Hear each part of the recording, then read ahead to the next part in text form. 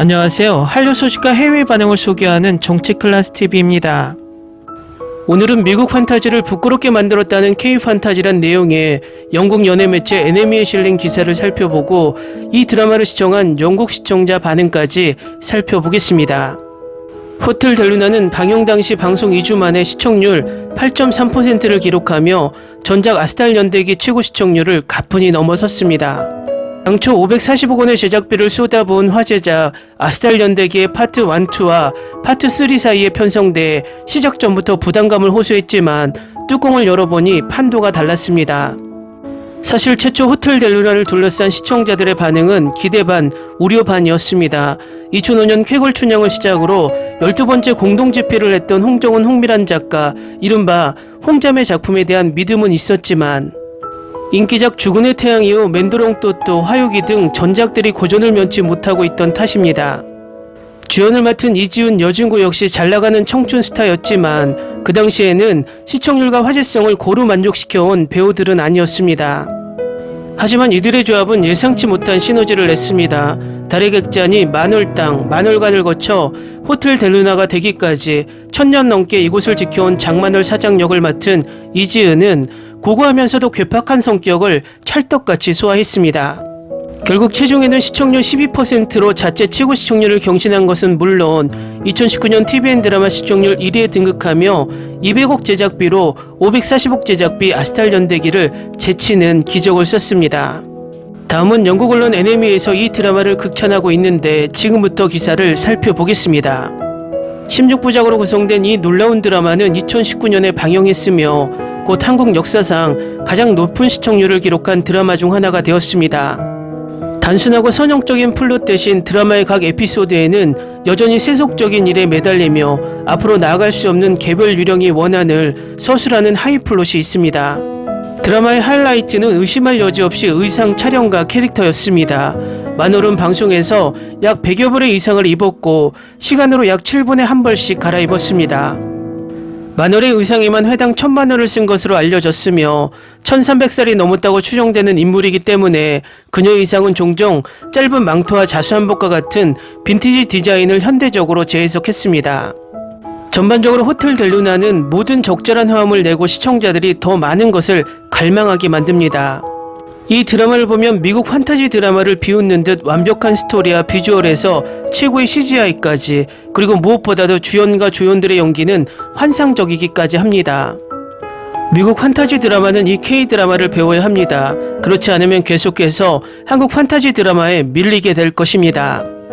다음은 호텔 델루나를 리뷰하는 영국 유튜버 영상에 달린 영국 시청자 반응입니다. 아이유는 같은 옷이나 헤어스타일로 2번 등장하지 않습니다. 16개의 에피소드 시리즈에 걸쳐 80개가 넘는 다양한 의상이 변경됩니다. 그녀의 옷 예산은 에피소드당 $10,000인 것으로 알려졌습니다. 놀라운 촬영 기법, 괜찮은 스토리라인, 뛰어난 출연진, 그래서 내가 이 드라마를 어떻게 잊을 수 있겠습니까? K-드라마 랜드에서 가장 아름다운 OST에 이르기까지 이 드라마에 대해 사랑할 것이 너무 많습니다. 최고의 배우들과 훈훈하고 감동적인 OST가 어우러진 호화롭고 오싹하고 씁쓸하고 달콤한 러브스토리를 원한다면 이 드라마가 딱이다. 아이유가 맡은 역할은 그녀의 놀라운 연기로 완벽하게 구현되었습니다. 그녀가 배우보다 먼저 팝스타라는 사실은 그녀가 얼마나 재능을 가지고 있는지를 보여줍니다. 나의 아저씨 아이유, 새로운 차원의 연기 변신. 이 드라마는 장만월의 아름다운 여정이다. 아이유를 아이돌보다 배우로 먼저 알았다. 미스 A 수지, 티아라 은정과 함께 드림아이 시즌1에서 처음 봤다. 호텔 델루나는 제가 가장 좋아하는 한국 드라마 중 하나입니다. 아이유는 정말 대단한 배우입니다. 올바른 역할로 오스카, 칸 등 상을 받을 준비가 되었습니다. 내가 본 최고의 K-드라마 중 하나입니다. 아름다운 스토리라인, 전체 출연진의 뛰어난 연기. 아이유는 항상 내 마음을 사로잡는데 실패하지 않습니다. 그녀는 너무 많은 재능을 가진 살아있는 천사입니다. 나는 그녀를 추앙합니다. 나는 이 드라마 사랑에 빠졌습니다. 이제 끝났구나 하는 아쉬움이 많이 남습니다.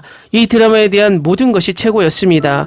캐스팅은 완벽했고 다들 각자의 역할을 너무 잘해주셔서 캐릭터 하나하나에 애착이 갔습니다. 아이유가 최고였습니다. 불면의 존재에 대한 사랑을 포함하여 모든 것에는 끝이 있습니다. 내가 본 로맨틱 코미디 K-드라마는 처음이고 최고의 로맨틱 코미디라고 생각합니다. 주인공 이지은은 불면의 장만월 캐릭터를 완벽하게 소화했습니다. 그녀는 아름다울 뿐만 아니라 엉뚱하고 시크하고 품이 있고 버릇이 없고 동시에 유쾌합니다. 불가능한 관계의 아름다운 사랑 이야기입니다. 형언할 수 없는 감동을 안겨준 잊혀지지 않는 드라마. 스토리라인은 새롭고 신선하며 예측할 수 없었습니다. 공감 가는 재미와 가슴이 찢어지는 순간들로 가득 차 있었습니다. 유령 이야기도 흥미롭고 약간 공포스럽습니다.